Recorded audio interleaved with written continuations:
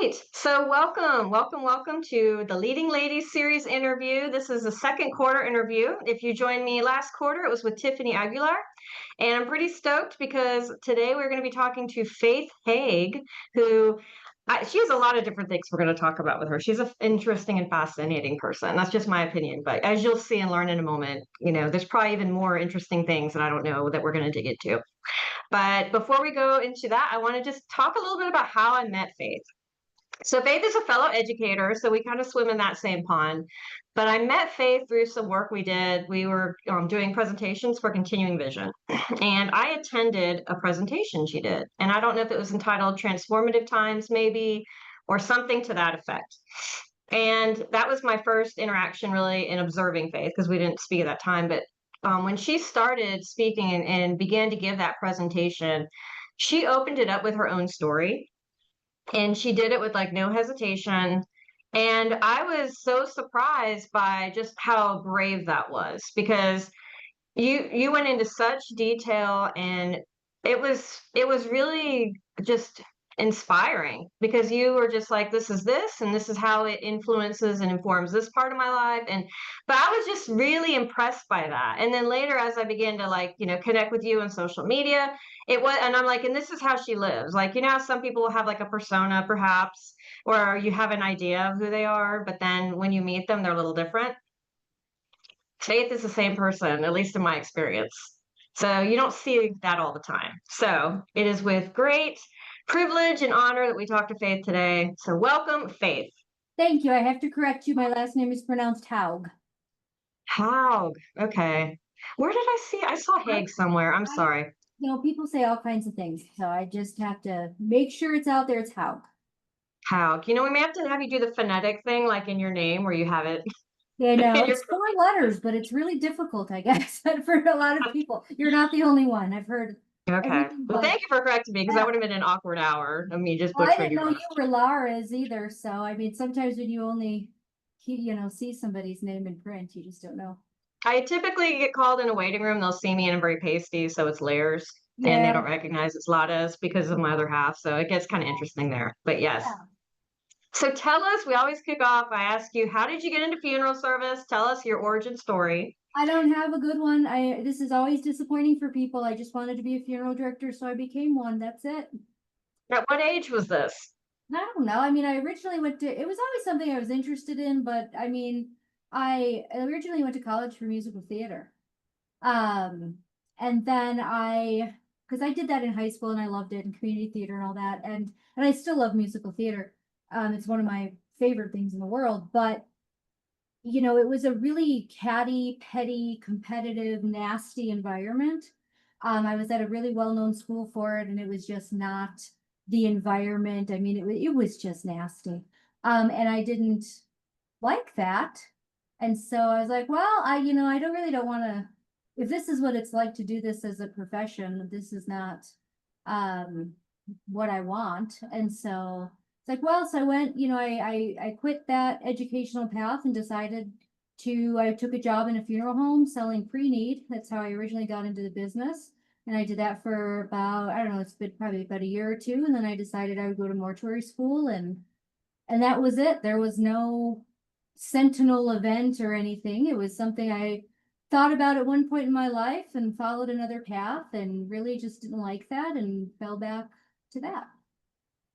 Okay. I have a similar, like, non-exciting story. Yeah. Like, I was really into like the scientific aspect Yes. of things. So the idea of embalming and then learning about that was kind of what really pulled me in. And I still get really excited about that part of what we do, because Yeah. I think it's fascinating. And I think the first time you observe that, you're just like, holy cow, like, because you can see change occur in front of you. And so that was kind of my triggering event, which again does not sound very exciting either. But now, what brought you into funeral service education? That was an accident. Essentially, I applied. I was working in funeral service. I was actually at the time I was the funeral liaison for our OPO, which is our organ procurement organization for the state of Colorado and Wyoming. So my job was supporting the funeral homes in those two states around organ and tissue donation. And I was very happy, in that job. I applied to a position for a part-time instructor, and I was offered the program director job. Oh, And then, wow. well, okay. let's do it. And that was it. I never really had a desire to be a full-time educator. I thought it would be kind of a cool part-time job. And sometimes you're just handed something and you decide you're gonna take it, and I did. And how long have you been in that role? This is, what year is this? So this is my going into my fourth year. Okay, excellent. And how old is your program? How long has your program been in place? It's been over, gosh, about 30 years. Good deal. Excellent. And where do you find the majority of your students? I mean, you're on site, is that right? No, our program is mostly online. Uh, Okay. yeah, so most of our, about a little more than half of our students are from the state of Colorado, but we have a large contingency from all different states, and about 90% of our students take classes online. Gotcha. So yours is very similar to ours then, Yeah, probably. really similar to your. Yeah.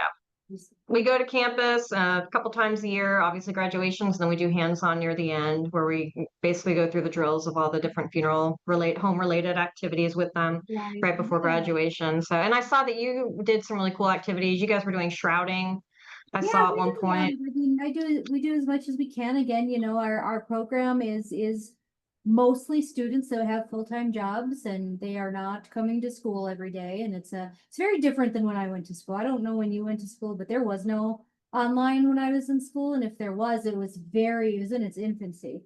And so we had to go to the classroom every day and all day, and that was it. And that's really there's several schools that still operate that way, but for by and large, a lot of schools have realized that online is what people need and want, and have transitioned to that. So it's different than it was, but we definitely try to have guest speakers and activities when we can. Um, and if someone's able to participate, then that opportunity is there for them. But the days of having a classroom full of students every day, that's very much not the case anymore in a lot of mortuary schools. I honestly wish that that online was available when I went to school because it was really hard. Like, we didn't have this was back in the 90s. I graduated high school in 95 and went right into mortuary school. And I moved. I went to Atlanta so I could go to Gupton Jones because in my mind I had to go to a school that was only mortuary.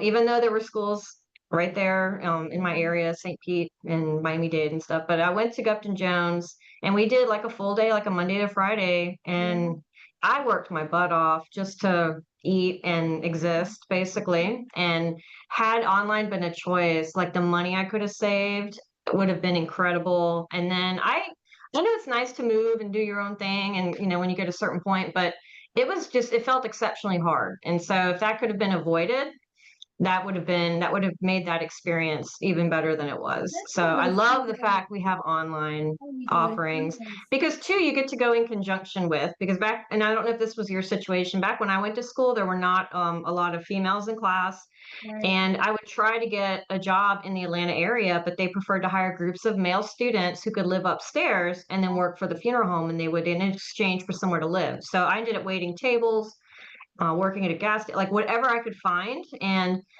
online, what's nice is a lot of our students get, either they're working in a funeral home or they have clinical experiences where we have them go to funerals. So they're shadowing and they're seeing in real time as they're learning, which I'm sure yours do the same. And I think that's fantastic too, because some of them start and then they're like, not so much. Maybe this isn't what I want to do, first semester, and they figure it out sooner rather than later. So Yeah, for sure. When this I think there's online so many advantages to that. this online conversation, it always, we see still in 2025, we see so many articles and things about women are entering funeral service. Women started funeral service, don't get it twisted. Women aren't didn't discover it, we invented it. um and there's why are more women going into funeral service now than they were in the 90s or the 80s? The answer is online education. Women haven't suddenly discovered some field that didn't exist before or that they didn't have interest in before. They just now have access to it in a different way because it's very true. In many, many cultures, women are still expected to take care of the home, to take care of children, much more than men are. And so for a man to just, focus his attention on school, women have to do that and everything else too. So having the ability to go to school online is why I believe we see more women coming into the profession, It has nothing to do with them discovering a profession that they didn't know about before. It's just it's something they can access now because they are still expected to perform all these other duties as well.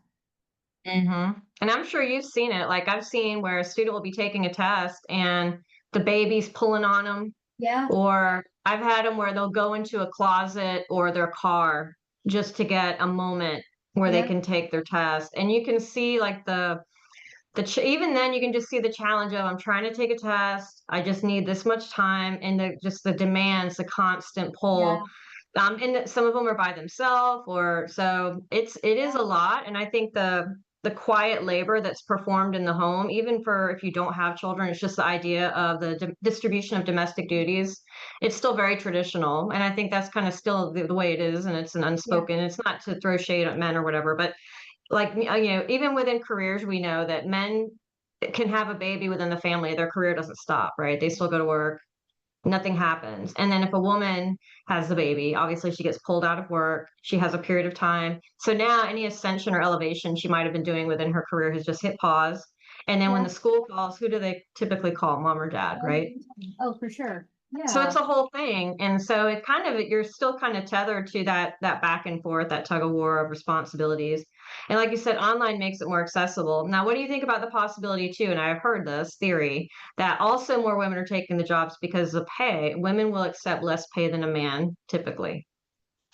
Do you think that's possible as well, or no? no, no, no, I don't think so. I think funeral service has always been a lower paying career than it should be, and I don't think that's it. I don't think that I think we're at a time now at least where I don't know how to say this and not offend a man, so I'm sorry, but I'm just gonna say it. I think we're at a time now where there's nothing a woman needs a man for. Um, and so the fact that, we can go out and earn just as much or more than men, I don't think that we're going into certain professions because we're willing to accept less money. I think that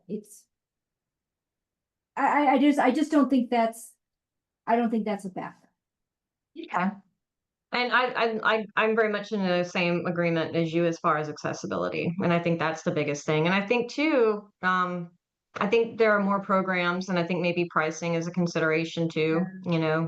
Um, so it's exciting to see more women in our field. I think it's interesting to see they still have some of the same challenges in the workplace that like I experienced when I first got out of school. Those things that you would hope would be done at some point, and you could kind of move on, and there's still kind of a problem. And I see it where the idea of like an intern or a graduate, there's some firms where they're either assumed to already know how to do everything by themselves, and then they get kind of thrown, or they're the indentured servant and they're still like earning their ways, and they need to go clean the car, do all this other Yeah, work to prove themselves, when it's like they just went through all this.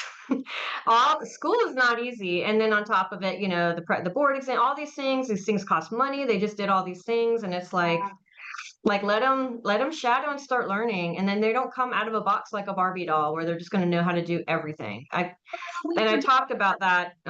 We front load theory, and in some cases, they're applying it in real time, which is great, but a lot of times they're not. You know what I Yeah, mean? So I think some that's firms just any don't have patience. No, that's any profession. You don't go to medical school. I mean, that's why you don't go to medical school and graduate and go into surgery. Like it's a whole progression, and the same with any professional career. There's a triad there. There's the educational part, there's the, professional internship, practical part, and there's a mentorship part. And I don't know why it is in funeral service. Maybe it is in other fields, I don't know, but it feels very much like um we have wanted to absolve ourselves of like the mentorship aspect or the internship aspect, and we want everything to come from education, but it's never been that way. It's not that way anywhere else. Hmm. I for all the degrees that I've had, they didn't teach me how to do a job.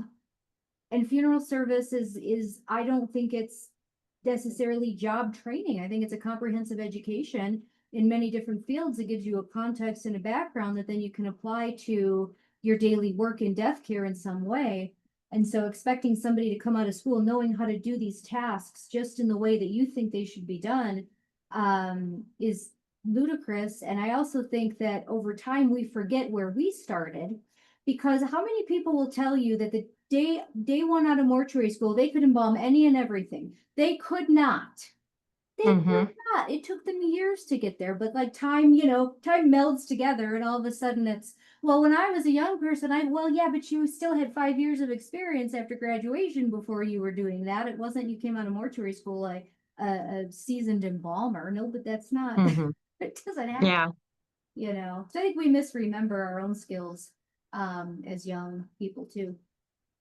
Maybe we have an advantage as educators because we get reminded of that. Like we Yeah. still see things fresh because we are seeing their experiences up close. So we kind of can create a bridge of sorts and be like, no, this is their experience. And we have to remind them, I think, sometimes, unfortunately. But because yeah, and even the simplest tasks can feel so intimidating in the beginning too. You know what I mean? So having patience, even like I don't remember and that's another thing is training. How are you training within your field? Are you just having them follow your director around? That's another thing that puzzles me is most firms do not have a structured process for like training. And in the Navy, we had to do something called a PQS, which is like a checkoff sheet. And you had to do X number of times this or whatever before you were cut loose to do it on your own. And it's interesting to me that so many places just rely on you shadowing someone and Yeah. or if assuming you have access to shadow them, right? If they don't have you out doing other things. And for what we do and how delicate and important it is to have a lack of solid training in place, like when you have a new hire is Well, really yeah, I interesting. mean, what's interesting to me is you have people going into different jobs and they have completely different experiences. So yeah, you go work in a funeral home, you're working in a funeral home, you're working in a funeral home. They have three completely different experiences. And yeah, nobody's heard of a training blueprint. We're probably the only ones that know what that is, or that actually have, 30-day, 90-day, kind of things, objectives, and this or that. I mean, that's not something I, independent funeral homes. I think corporations have a lot more of this figured out just because they have, a bigger system and more liability, quite frankly. But independent funeral homeowners are not good employers in a lot of ways because they don't have the education in those things and they don't really seek it out. So you can own a small business, maybe you're a great funeral director or a great embalmer, but that doesn't mean you know how to be an employer or anything about human resources or anything about, business management. I mean, anybody can open a funeral home if they have the money and the resources, but if you don't educate yourself on how to run a business and how to employ people, you're going to have bad time. And I see that part of it completely ignored by many, many small businesses. I see that too. So tell me a little bit about Colorado and the licensing. I think you were one of the first people to post on social media that you got your license. And what was your license number? Number 9. Ooh. Yeah, it's my favorite So number. So tell me about that journey because that was interesting. I think at one point Colorado was a hotbed of stories. I think that's not Colorado anymore. Unfortunately, it's Texas right now. But I think it was interesting because you saw things happening and then the regulations and things. So tell us a little bit because you were right there and I think you were involved in some of that process. So share. yeah, Colorado deregulated in 1983. So it did used to be a licensed profession and a more regulated profession. And again, I have to say this every time I talk about it, professional licensing and regulation are two different things. Colorado has always had some regulation. We've always had a mortuary science code. It's always been regulated by the Department of, regulatory agencies in business practices. They've always had to have establishment licenses and meet, all those things. So this idea that it's completely unregulated that you hear, that is not true. There's been regulation the whole time. What went away for 40 years is professional licensing of the individual. And a lot of people say different reasons why that happened. I don't know. I wasn't here then, but there were multiple attempts over the last 40 years to bring it back. And it had gotten to as far as the governor before and been vetoed. And so this wasn't something that Colorado didn't want or was completely, blind to. There have been many, many attempts over the years to, reestablish this, and it never really got very far, in the legislative process. And this time it did. And, there are, a few cases for sure that made headlines out of Colorado. However, I do also have to defend Colorado and say, if you look at all the cases that look over the last 10 years, all of the bad things that happened, there's not a trend. There's no trend. It's just if Colorado had regulation and these things or had licensings and these things had happened, nobody would have said anything. But it was just, well, it's because they don't have licensing. Well, Florida does, Texas does, Georgia does, Illinois does, and those things happen at the same rate everywhere else. But it was another thing that happened that got national attention, and I think just the kind of the stars aligned with the individuals that are in the legislature right now and their initiatives and the things that they believe in, and their personal experiences. And so this time the application to revisit professional licensing took off. So it's just a combination of all kinds of factors that it just kind of happened all together at the right time. Nice. Now, do you think with the licensing, it increases opportunities for mobility? So if you get licensed now in Colorado, you can potentially reciprocate easier? Oh, for sure. Yeah. I mean, and each state's going to have their things. And what people don't know is there are many, many people in Colorado that have licenses in other states. So, there's a lot of practitioners here that have been practicing that went to school, that did all these things, that held licenses in other states. The only reason they weren't licensed in Colorado because there wasn't one to have. And as you see, as soon as it opened up, there was probably 40 of us that just immediately reciprocated our licenses we've been holding, right? Hmm. So it was that easy. I mean, I've held licenses for 20 years. I just had to submit the stuff and there it is. Um, so it wasn't that people in Colorado were unqualified. It's that they just didn't have a license to have, but were very well qualified to have one if one existed in the state. Okay. And I've been fortunate. I've befriended a couple other people that live and work in Colorado, and I mean they're they're professional people that know what they're doing. So I Yeah. think this idea of perception, and a lot of it too, is just fluff whenever you see something go sideways. And then it becomes about all these things and And look at all the people that did bad things that did go to school and did have licenses in other places. I mean, mhm. you're trying to marry two things that really are unrelated. Um, do people that have no education and only learned one way over time, do they have the same body of knowledge that other people do that went to school and did all these things? No, they don't. But does that mean they're bad practitioners? Not necessarily. Um, but that it doesn't matter now because those things will be required in the state, and I think that's a good thing. But I do think that the narrative that Colorado is a Wild West and all this stuff is a little bit salacious and a little bit of hyperbole because um these things happen in other states frequently from people that do have licenses, and a very very very many of us working in Colorado were qualified by the standards of other states. We just didn't have a piece of paper to have in our own state. Gotcha. And if anyone's doubting that, feel free to watch the mortician documentary because those people were licensed. Right? I mean, And yeah, I mean, yeah. So it's not necessarily it's more of an individual, I think, in their ethical, moral positioning. And what's interesting too, and I don't want to go too much into the mortician documentaries, yeah, everybody's talking about it.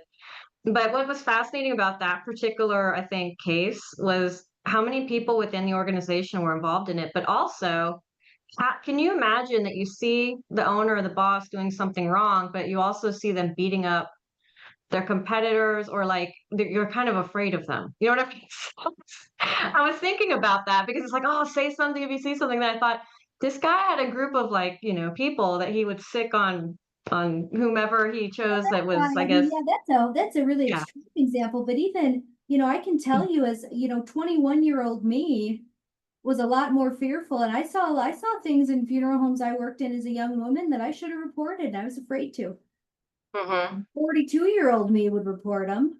But, I mean, that's one of those things I think that, especially as a young woman in an industry that was unfriendly, and it is, it's not an easy industry no matter who you are. Um, if you see something, say something is fine, but there is fear of, all these things. So, for like my example, I saw things happening in the funeral home I worked in that were clearly unethical. My boss is on the state board, Mm, you know, and yeah. and I regret that. And I think I tell my students that I'm like, I do regret not reporting things that I saw as a young person.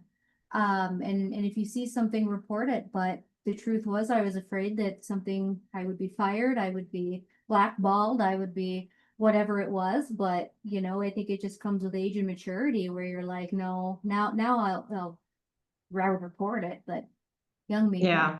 didn't. So I get that. Yeah. I can totally understand as well. Yep. So you all tell me about what methods of disposition are currently approved in your state. Oh, all methods. So burial, cremation, alkaline hydrolysis, natural organic reduction, anatomical donation, removal from state. Wow. Okay. So you all have everything. So that's interesting.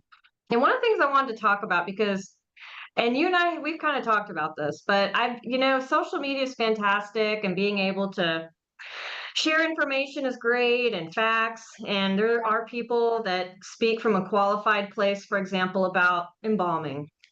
Right. And then there are some that, even if they're qualified, maybe the imagery they're choosing to use or the approach is maybe not because you have to think of audience. And I think in some cases it's like, okay, if I'm the public and I see this, I'm not going to understand the context of this, and it creates an impression. And I think because social media is so accessible, more people can share their thoughts, opinions, and so on. And unfortunately, the public is going to get an idea based on what they're seeing and hearing. And because, especially if it's coming from people that are in positions that you think, okay, I can trust what they're telling me because they own or they operate or they work in this capacity. And one of the interesting perspectives that I've noticed, and like I said, you and I talked about this, is with embalming.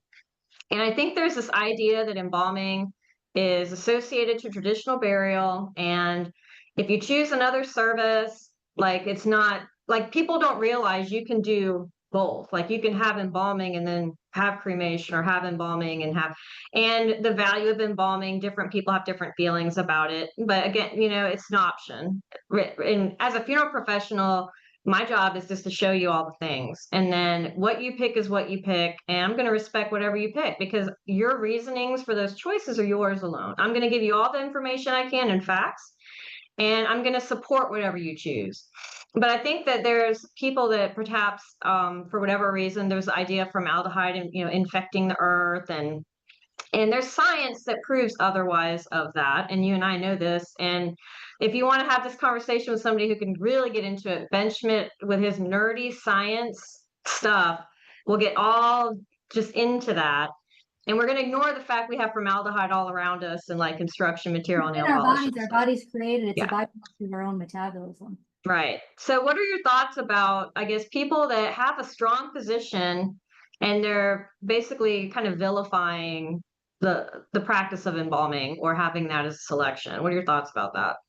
I think that we make a mistake in the industry that you have to be either pro embalming or anti embalming. And I would take it a step further and say that we are missing an opportunity because we view it as either embalming or not. There is a spectrum. What is embalming? Is it only using the chemical formaldehyde? Because if that's our definition, then glutaraldehyde is not embalming, right? If Mm-hmm. it's invasive, then a surface pack, then there's all kinds of things between nothing and a full everything embalming, right? And within the own industry, we see it as either it's everything or it's nothing. And there's so much in between that what I would challenge us as a profession to do.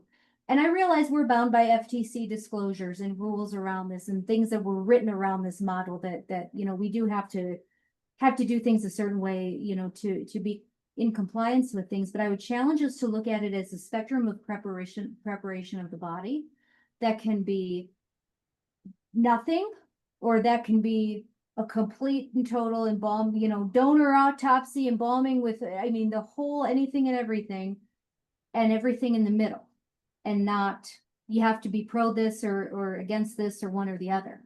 And so I think that's a problem we have, and we have learned it to be all or nothing.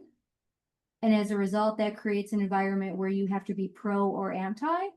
And I live in cognitive dissonance in my life. I live in that space of cognitive dissonance where I can hold two viewpoints at the same time. And I won't even call it dissonance because I'm comfortable with it. It doesn't make me that uncomfortable. It makes other people uncomfortable, Yeah. because I can understand that we have so much more to we can do so much better with embalming. Like we came to a point with our science, we just stopped. And I don't know why we're not doing more, why we're not researching more, why we're not coming up with new methods and things. It's like we got to 1920 and we quit, and then we're still, you know what I mean? Like, why did we do that? Why didn't we really start, learning more and researching more methods and more things to be able to preserve and restore and, disinfect in different ways? We didn't do that. And that was a mistake. And then at the same time, I also am very pro. I'm not afraid of a dead body. I don't think it needs to be disinfected, preserved in any of those things either. So I guess I would say I'm pro family. I'm pro whatever makes sense to them, for what their needs are, and that can be a spectrum of preparation. No, I think that makes a lot of sense. And just like for me in the 90s, when I first started meeting with families, I felt like our profession with cremation was like that. Yeah. You're either going to have a burial or just going Yeah. to have a cremation. Yeah. And then there wasn't enough entertainment of the options within the context of a cremation. Like we've made the disposition come first in the thought process. Just like pricing, sometimes we put that, and I know we have to present a GPL, early on, but there's ways you can do these things where you're not making it the thing, like the main focus. And I feel like when disposition becomes the main focus, the area that provides value as a funeral provider, you've just pretty much ignored that or made it secondary. Well, you did, and embalming. I about a year ago, it was actually a relative of my wife, and I was talking to her family. She had passed away about embalming, and it was a long thing. But anyway, what I what I believe is that embalming is never necessary. It is not necessary, but it is often appropriate. And it's that mindset that we have to really get better about. It's not all or nothing. It's not, they're going to have a terrible experience if they're not embalmed, or embalming is terrible thing to do to the body, and it's harmful, and it's all these things. Neither of those are true exactly. And so if we want to just marry ourselves to one or the other, we're missing a whole opportunity there, for many other things. I personally want to be composted. And if at the time if I live long enough to be able to see a way to have some kind of preservation of my body for a time and then be composted, great. I don't think those two things have to live separately.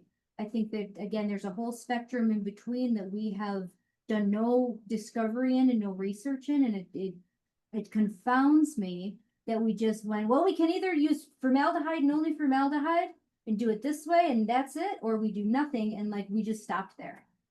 Hmm. Yeah, I don't understand that either. And maybe it's because I think that the need is for like that would benefit the consumer so much, but I think it would be potentially disadvantageous to some other entities within funeral service. Like we would be if we were using less products and doing things in a different way. Because Well, like you said, you can do topical, you can do sectional embalming even, and preserve what you need to preserve for a longer period, like to perform restoration or things. And one of the things too that I think it kind of touches on this is when you have, and I talk about this because I talk a lot about airbrush because I work with Dynair, right? So when you have a family that just wants to do a private view where they just say goodbye to people, most places will just set features and that's really it, right? And so it's like you have the means to make that a better experience. You have the means to Offer to dress them. You have the means to apply cosmetic, and if you're worried about your brushes, you can airbrush. Like we have the means to give them a better experience, and we're just not necessarily doing that. And there's so much opportunity within the realm of, like you said, embalming and preservation, and like there's so much creativity that could be applied. But I'm wondering if it's a matter of, well, someone has to tell me it's okay first. Like there's a or if it's a matter of it's not as lucrative, whatever the reasoning is. I think the person that really loses out is that consumer, because my personal feelings, I see the value of both, but it's like you said, it's whatever the family wants. Like I'm here for them. Yeah. I'm going to educate them and give them the support they need, but like we're here for them. And I think that there is definitely a void there, and I wish that we were doing it better. Which leads me to my next question, where you talked about the funeral service business model and it needing updating and things. Can you talk about that with us? Oh my God, where do you want to start? I mean, that's too broad of a I question. say this to my husband, like we'll go by somewhere and like let's say it has a nice little, and at one point, because in Florida they have a lot of cremation and there's like storefront operations, right? And I know at one point it was the idea of the storefront. Oh, it's a storefront. And it was funny because I'll see places like in North, because I'm in North San Antonio, and I'll go just a little further, and there's this little area that's kind of, I'm in the hill country. And I'm like, God, this would be a great place to have a satellite location. If I was a funeral home in like downtown or another area, I would put a satellite location here for making arrangements, right? Like you can do that. Or why during COVID were we willing to incorporate technology, but now that COVID's over, we're not anymore? So it's like, why am I faxing and emailing you things when I could meet you in a Zoom and actually explain things properly? And we'd have that interaction and you would feel supported and I would have value to you. Yeah. So tell me about some of the ideas or thoughts you have about like the business model and how it could be improved upon. Well, I think, I think funeral service at the same time, it doesn't change quickly, but it has seen a quick change, right? And a quick modernization of consumer preferences and just, our economic situation, right? As a as a country, I guess, so to speak. And so, the days of needing a 30,000 square foot facility are, I don't want to say they're gone, because there are places that have, several rooftops that are big facilities, and it works, but they're probably paid off, right? Maybe. But I think that I don't I have a friend in the city of Chicago, and she's been very successful. She doesn't have a location. She meets families in their homes. She does everything on, a laptop or a this or that. And if they have a service, they rent a location. She has different vendors she works for, and it's very, very, very successful. And I think that when we think about our business models, we want to like get mad at the consumer for not wanting things they used to want, instead of going, okay, how can I change my overhead costs or my operational, methods to match what my consumers are telling me that they want. And we don't want to do that. We want to change the consumer to meet the model that has been created for us, instead of changing the way that we operate. And so instead of saying, like, I think there's an opportunity to bring back the good old livery service. If I had I guess maybe I should, I have an auto shop, but I still have a place to store it. If I could buy a couple of coaches and a couple of limos and just rent them out to 15 different funeral homes as needed, boy, wouldn't they love to save the cost of having to store that, to buy it, to insure it, to clean it, right? I mean, Mm-hmm. it's things like that. I think that we could share resources with each other, in different ways. We can, in some funeral homes in small towns or small areas, they do share staff. Not saying that that's the way to go, but there's a lot of creative things we can do. There was a time I worked for 3 funeral homes at once, and they were competitors, but so it was like, well, what name tag, where am I going, kind of thing. But they shared, resources, because they were in an area where just wasn't a lot of people to employ, honestly. Um, so things like that, we have to examine how we're making our businesses work internally, instead of just try to force the consumer back to preferences that they've been telling us for decades they no longer have. And you mentioned working for multiple, and I think this is potentially a good time to consider like freelance work, like if you're a licensee, potentially. Yeah. Yeah. Because you I could mean, easily be there are, available for different firms in the capacity that you want to be in. I think, you have the opportunity to outsource in many places, not necessarily everywhere, for like transfers at night and things like that, right? Which helps the staff that you do have during the day. They don't get too tired potentially.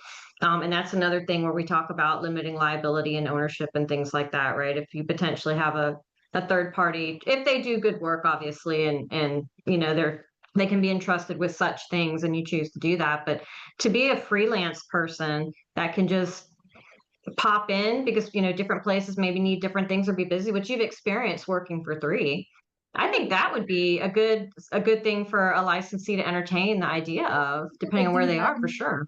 Yeah, there are people that do that, and there's an agency or two that does operate that way. I mean, that would be a pretty big shift for a lot of funeral homes because you don't have the consistency of, the staff. You don't have they don't have a, I mean, I would say that a lot of people don't have this anyway anymore, but they don't have a buy-in to the community at all. They don't have, you have to think about workers' comp issues, liability things, vetting people, all of those things, because regardless of, whether you're working with an agency or not, it's still your business that someone you don't know is representing maybe for a week or 2 weeks. So there's a lot of considerations there, but if you're living and working in one area and do that, and there's a need, and then there's competition things. This funeral home doesn't want you telling this funeral home what they're doing. It's all that, but I think that if we had a more collaborative approach as professionals with one another, and some places do, for sure, that we would, maybe see some, some improvement in some way. But really, we have to let go of some of the things that worked for the business in the past that doesn't anymore. If I were going to open a funeral home, I would not purchase vehicles. I just wouldn't. That's because that's not, I'm not, the cremation rate's 80%, and even if you're taking an urn to a church, that's fine. But a family doesn't want to pay for a coach, they're fine. It just, you have to, there's this image of all the things that we have to be a funeral home, and they end up being very costly and expensive and require insurance and repair and maintenance, and they're not sources of revenue like they used to be. Hmm. We need like a flex space, right? And I love an old fashioned funeral home. There's nothing I like more than a good old wood paneling chapel with an organ and the drapes. I love it. I love it. But if I were going to open a funeral home, I would have just a big flex space that I could then, with movable furniture, create different layouts, because the overhead, it's you have to manage your overhead, and I think that's the hardest part for a lot of business owners, is understanding that you have to keep your costs down. And that may mean not having immediate access to things that maybe were the norm in the past. Yeah. No, that's very insightful. I feel like the fleet, especially, like I think of a limo and how if you rent the limo, you get the driver, you get the car, they handle the gas, they handle the Yeah. insurance, right? Sure, So like like there's little things. why would I wanna store that vehicle, have to insure it, have to take the liability of my, drivers, have to clean it, have to do all of those things when I'm using it 3 times a month, when I can just call up somebody and pay them, $300 for it for 4 hours. I mean, Hmm. well, Yeah, then you're getting quite a bit within that. So yeah, yeah, for sure. I think it's an opportunity to see the delivery service come back with service for sure. Good stuff. All right, so tell me about Terracon because you spoke there, right? When Yeah, was that, earlier this year? was that this year? Yes, it was. Yeah. So I did Terracon this year. I don't know, I don't know where I've done a lot of things. I'm doing Cana in August. I think it's August. Gosh. Yeah. But Terracon is one of my favorites. It's only this was only year 2 of it. But so far it's probably been my favorite conference that I've attended or spoke at. I just think the vibe is different. And I think it's a lot more collaborative and a lot more friendly, I guess, of an Hmm. environment. And And I think the topics are different. And I think it's very science. There's a lot of science in it, and there's a lot of here's what we're working on to further this particular part of the industry, and not the same things over and over and over again like you have at other. Okay. And what did you speak on when you were speaking there? This year I did, it wasn't the same presentation I did at NFDA, it was similar, but it was gender diversity in death care. Okay. And Yeah. I saw that you're speaking at the Colorado Funeral Directors Association meeting, and that's in September. Is that right? Yes. I'm doing Colorado, Okay. September, I do Wyoming most years, which is in August. I'm doing Canada in August. If I'm forgetting something, I'm sorry. That's it. It's okay. So I know that you mentioned like the different events that you speak at, and if you had to pick a favorite, would it be Terracon, or what would be your favorite of the different big events that you go to? Probably, this is gonna sound weird. It's not even a big event, but my favorite one every year is the Wyoming Funeral Directors Association. Okay. And what do you like about it? I like Terracon. I mean, Terracon's my favorite bigger one for sure, for sure. But I like, but and then on the total other end of the spectrum, we've got Wyoming, which is a completely different group of people. But because there's only 24 funeral homes in the state, and it's a small convention, obviously, and everybody in there knows each other, and it's collaborative. So when I'm giving presentations to them, it's more just like you're talking to a group of your friends and they're sharing info. I learn as much from them as they learn from me. And it's just, I just love that about it. It's not just rows of people sitting there listening. It's let's Yeah. just start talking and talk about, well, this is what I did, or this is what I did. And they kind of tease each other and whatnot, but for the most part, they're all there to learn from each other, and it's a really kind of more collaborative environment. That reminds me of what you and I were talking about before we got started, when I was talking about creating the molds and stuff like that. And Yeah. you're like, oh, yeah, I've done it. Or we were talking about the company Smooth On. They had tagged Contessa King in a post, Mhm. and they were the company that provided the materials for the life casting and some of the illustrations and things that she did for Dominic Astorino's book. And she's shown like images of her work on social media, and they're incredible. And I was like, how in the world is she doing these things, right? And then Smooth On tags, and I'm like, that's how, right? So it's Yeah. like you find something out, but because that collaborative energy and those outlets for that, if we would do that more often as professionals, we would save each other so much time, energy, potentially money, right? Because it's like I'm trying to do something that someone else potentially has already figured out how to do better. So why would I not want to? And vice versa, right? There's probably something maybe that I figured out that was like, oh yeah, I use this product, it's great. And I think too, within our profession, sometimes we have to find our own solutions or make them Yeah. because they don't necessarily exist on a large scale. And that was one of those examples. And I love the idea of freely sharing things. And I feel like sometimes there's like this need to hoard knowledge or hoard how we do things. I mean, not so much amongst I think educators, but Yeah. I think that there's this idea, oh, this is worth something of value to the point where I'm going to keep it to myself. And it's like, come on, if we would talk a little bit more openly about things, and also without like criticism, because you'll notice this, and I've left a lot of the embalming groups on social media because of someone will post a legitimate question, and then they get criticized, and they get, why didn't you do this? And everyone knows everything, in these groups sometimes. And the posts can really just be discouraging versus the idea of, oh, okay, let's talk through this Yeah. problem you're having, or Yeah. and I just wish we could do that better as a profession. We have so many opportunities in our profession where we could do a few things better. I mean, we're doing great things. Don't get me wrong. I don't want to offend anyone by minimizing the things that we're doing well. And I know that the job itself is a challenging profession, but we have these opportunities to make our own lives easier. I think if we would just have those exchanges No, for in sure. And some that's capacity. again that's I guess why I appreciate the Wyoming group so much, because I'm going to speak to them about unembalmed viewings and preparation of unembalmed and remains, and I have my stuff that I'll talk about, but I guarantee you they're going to teach me things. There's people in that room that have been doing this longer than I've been alive. and they will write down what I say, and then they'll give me more, tell me their stuff. And it's more of a, just a conversation among professionals, it feels like, rather than like, here's all these things, and then somebody's gonna have something to say about it. So Like you're coming down from the mountain with the tablets, right? And you're gonna be like, I'm gonna distribute this to all of you. Like it's yeah, not like it's that at not like all. that at all. It's like, here's what, It's not.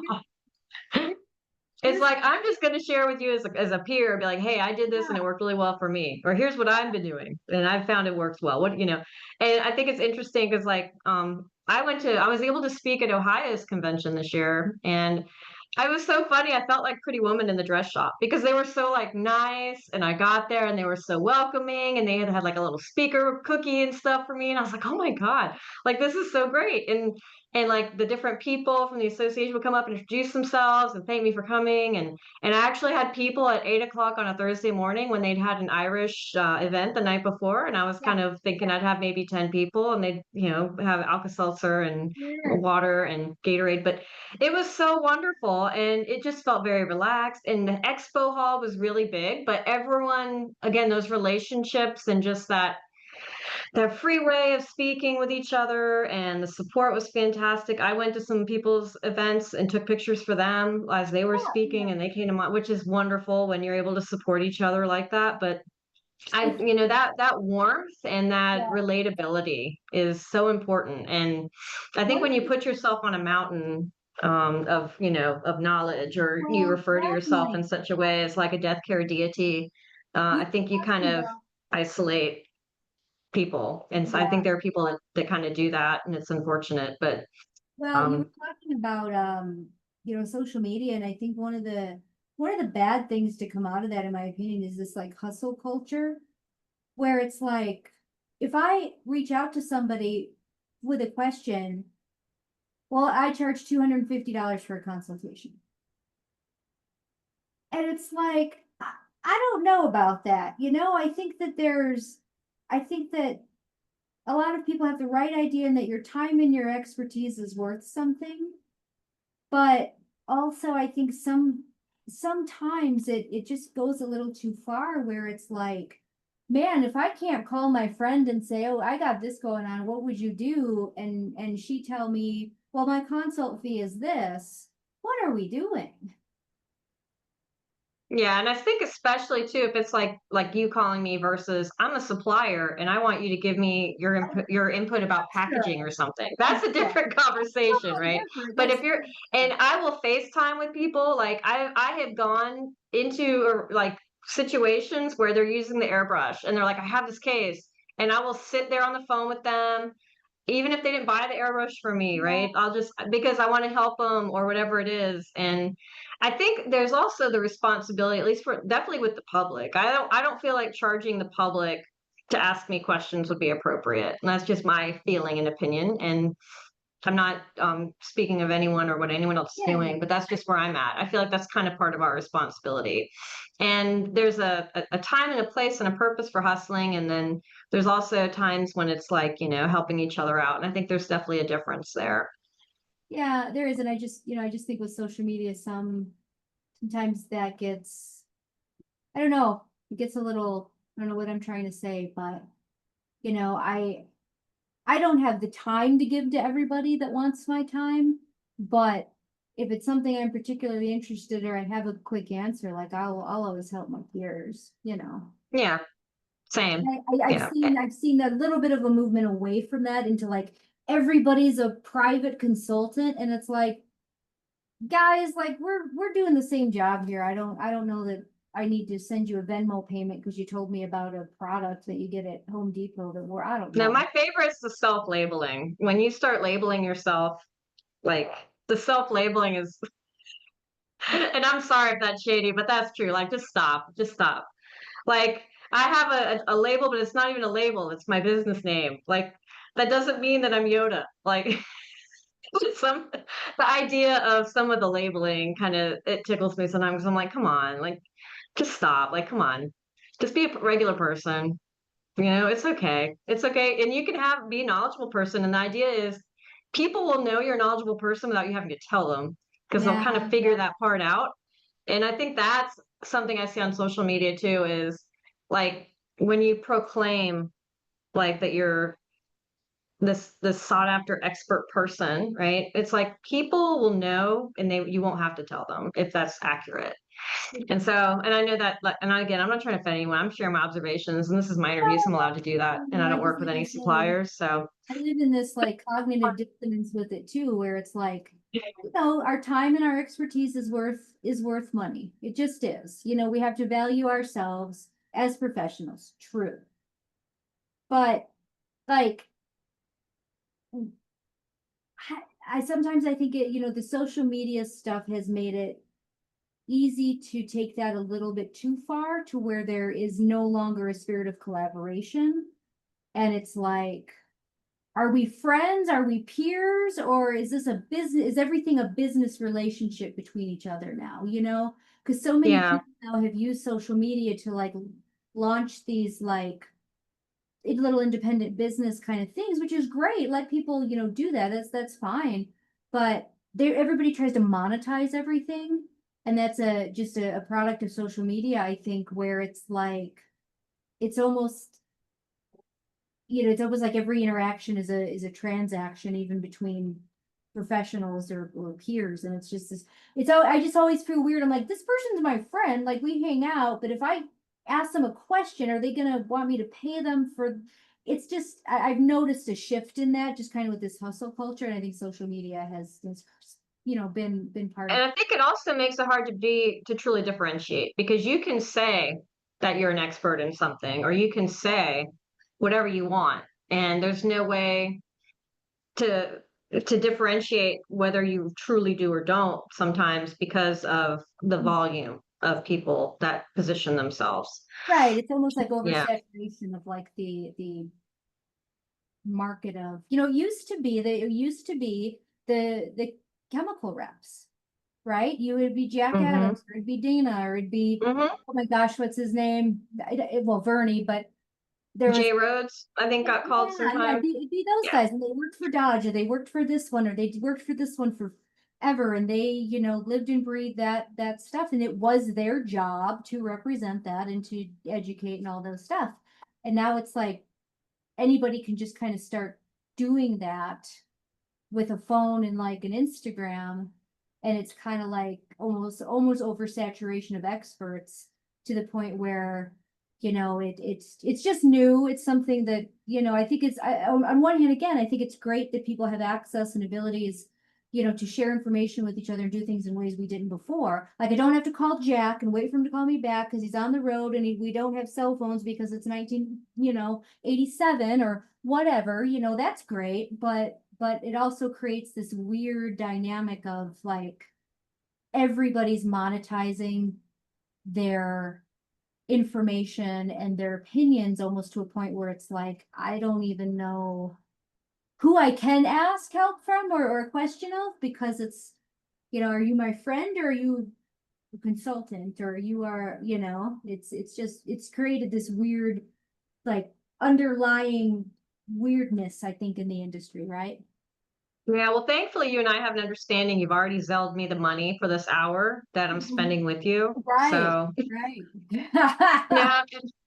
And I will say that if you are looking for like expertise or training and you're not necessarily like an educator or whatever, right? You need to really vet people Yeah, before you necessarily listen to them. And I think like asking them things about not just how long have you been doing something, how long have you been actively doing something? Are you insured if you're yeah, independently doing certain things? Like I carry professional liability insurance so that if I say something wrong at a big event, oopsie doodle and we're good or whatever it is. Or if I embalm at a site, I carry my own insurance for right, my own coverage of things, right? And just understanding backgrounds and asking questions before you take information and just assume it to be what it presents itself as. And it's almost like you have to do due diligence. Now, if it's I will answer the phone. People call me sometimes, but I was just talking to Bernie Fountain this past week about something and he'll always say, call me anytime, right? If you have a oh yeah, question, because I wanted his opinion about something. And I like to think that I am the same way. And that's like you said, that was a way of the fluid reps, I think. But I think if we had a bit more of that within the profession, meetings of the minds and things like that, and that ties a little bit into mentorship, right? When we mentor new employees, or we're mentoring people who are newer in the field, that there's a division between that accessibility. And then if you're going to monetize, I would kind of monetize over here. It's Because I, always I have, interesting. like, I do training and I do webinars and stuff, but I'm also a CE provider, right? So that costs me Yeah, money. But at the same time, I don't know. I think that if you were to call me or someone were to call me, and they do sometimes with a question about a case, I'm here all day for you, because I know what it's like when you have that moment where you don't know how to do something, but you need to know to get the result that you want. And it's disappointing when you have that lack of knowledge in a moment, and later when you figure out how to do it, like, there are cases I will think about when I learn how to do something where I'm like, God, if I had known how to do that when I had that case, I could have made a difference for that family. So they're yeah. ultimately the end user. And so I think it is important to know when to hustle and know when to be just a colleague. And I think that that's really important. So I've kept you for an hour and I don't need you reverse billing me. So is there anything else that you want? Is there anything else you wanted to go out on as we wrap this up? I don't think so. I mean, I'm an open book. If there's anything else you want to know or talk about, I'll talk about anything. But I don't. Yeah, I don't know. That's really it. I just I'm a I really like to examine the industry just through conversation and things like that. I don't have the answers. I don't have the solutions, but I love nothing more than just to I'm a critic in the best way of our industry and our education system and our this and that, because I think that um we have a lot of work to do in just about every area of funeral service, and that extends to education too. But they don't like to talk about those things, and I love nothing more than to debate or to criticize in a good way, what we're Mhm. doing, why aren't we doing this, or why haven't we thought of this, and then someone else can say they have more knowledge about one part or another. And I wish we did that more in our industry. I got like our heads together more and go, why do we do this? And then maybe Mhm. he's like, well, because you weren't alive in the 19 whatevers, and this was the way it was, and now you have we don't have The those context, yeah. we don't have those open discussions with each other, and we're not willing to just you know I guess critique ourselves. And Mhm. I think there's definitely like a touch of an ego concern, because, like, when yeah. I say we need to do better, I'm in there. I'm we. Like, I'm right there. Like, I Oh want to yeah. learn and be better, like, all the time. I'm always trying to, because I know there are things I could do better, and there's things, as when I say we as a profession, I'm right there in the we. Yeah. But yeah, I think that these are good conversations, and I think that's how you evolve, is when you're willing to say, okay, this isn't working as well, and we do need. And I think other businesses are willing to do that, and I think I wish that and maybe there's some quiet group right now that does that. And I am here for it. Like, let I wish us we know, could because just Faith and I are going to pop into your group. I wish we could just be more open about the fact that we don't have the answers, because like my whole life in funeral service has been hearing the same story. Funeral service is in trouble. People are they don't value, we've been in trouble for 25 years. Well, I mean, how is it? I don't know, we're still here. But it's like, it's always been this doom and gloom about how the consumer doesn't care about the body and the people that like it's like, well, okay, but what about it, and we can go to Hmm. all these events about, how to express value and how to do. Can we just talk about the fact that shit changes and we don't know what to do about it and we're just doing the best we can?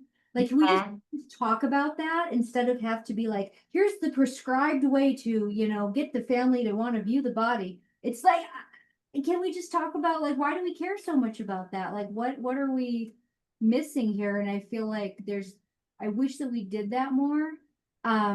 Because like kind of like you said with ego, a lot of the people want to feel like they know the answers. You and I are business people. We both have advanced degrees in business. I own a very successful business. Like I'm not just making shit up. I know some stuff, right? But I don't know what to do about a lot of things either. And so I would just love Hmm. for these people, that do have that ownership or that, that business perspective or this or that to get together and go, we don't know, but this is what we're seeing. What do we think? Not, I have it all figured out. And if you just just use this value language, do this and this. We're gonna go back to 1960 and make money on casketed funerals. Like, stop that. Mhm. Just say everything's Stop changed. trying to change the consumer.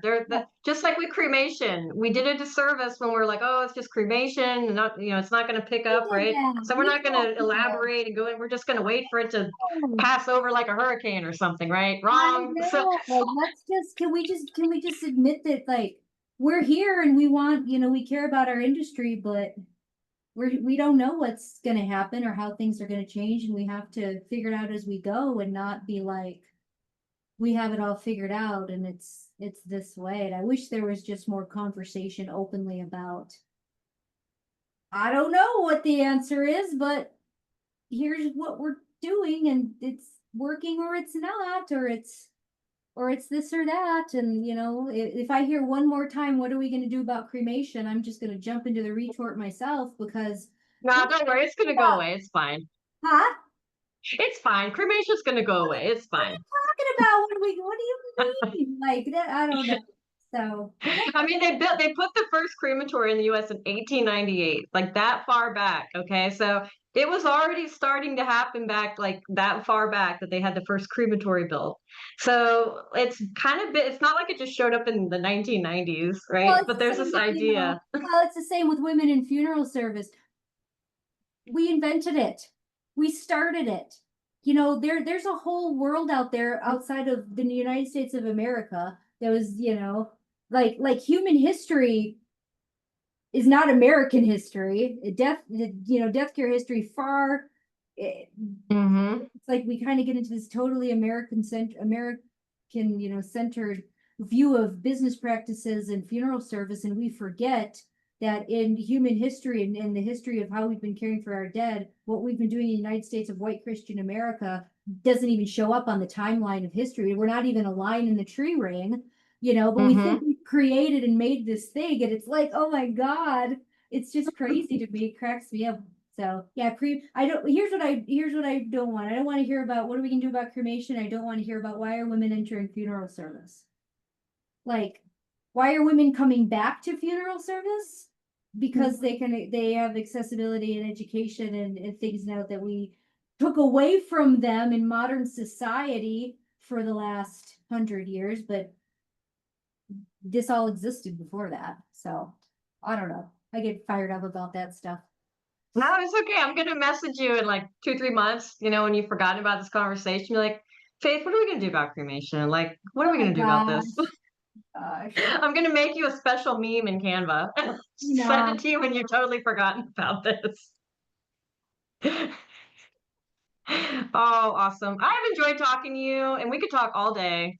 And I hope that you've enjoyed your time with me. Absolutely. Oh yeah. And Faith is awesome. If you all have an opportunity to see her speak, she does a fantastic job.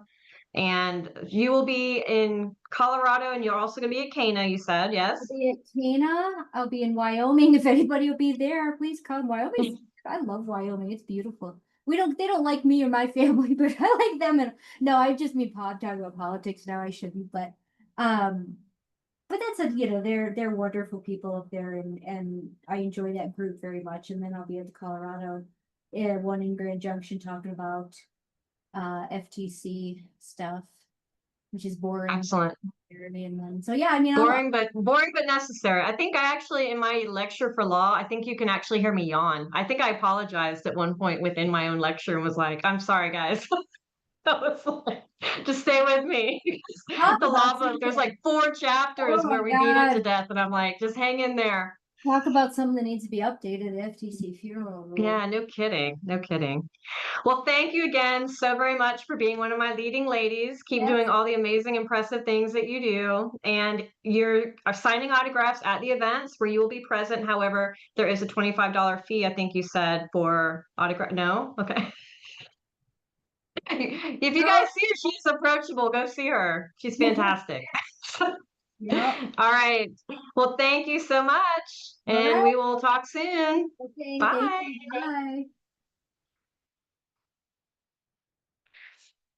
Bye.